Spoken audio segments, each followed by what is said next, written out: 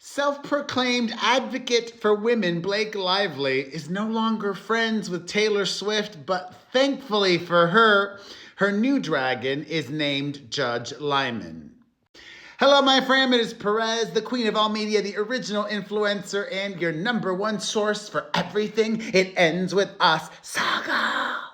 Listen, if Team F-List is telling the truth here, I can acknowledge that the judge should intervene if they're telling the truth. In a letter submitted to the court today, attorneys for the high school graduate complain that third parties in the Wayfarer camp have not responded to subpoena requests. These third parties are or were employees of Wayfarer during the whole It Ends With Us saga. A little shout out to them. They are Tara Hanks, Mitz Toskovic, Ahmed Musiol, Ashmi Elizabeth Dang, Shekina Reese, Jaries Blockman, AJ Marbury, Dion Suleiman, and Jennifer Benson. And little side note, I love how diverse their employees are and were. All those folks were subpoenaed by the Woody Allen apologist in early March. And in today's letter to the court, they say, quote, "The issues raised in Miss Lively's motion to compel remain outstanding.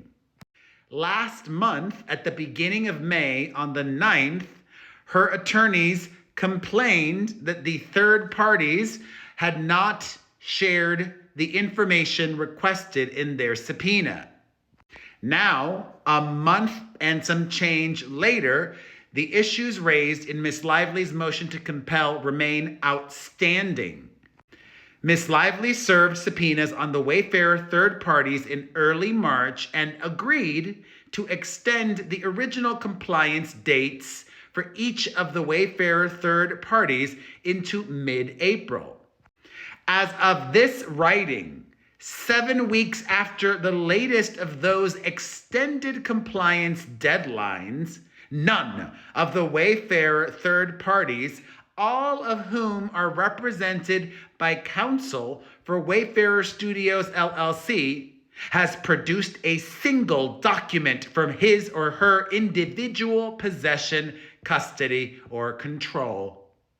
Yesterday, counsel for the Wayfarer third parties represented to Miss Lively that any responsive materials exclusively within the possession, custody, or control of the individual Wayfarer third parties will be produced separately in short order and no later than July 1st, 2025.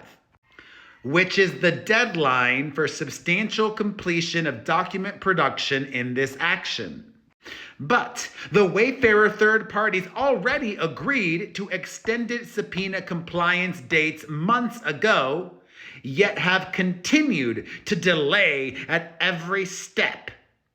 Given how they have treated these prior agreed upon deadlines, Miss Lively has no assurance that they will adhere to their latest extension, and discovery is set to close in just over 2 months.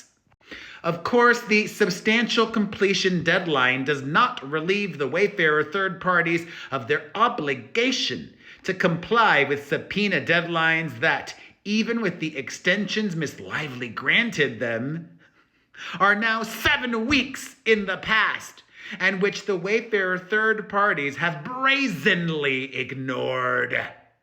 The fact that they have retained the same counsel as Wayfarer does not give the Wayfarer third parties license to ignore subpoena deadlines or coordinate production with Wayfarer on a schedule of their choosing.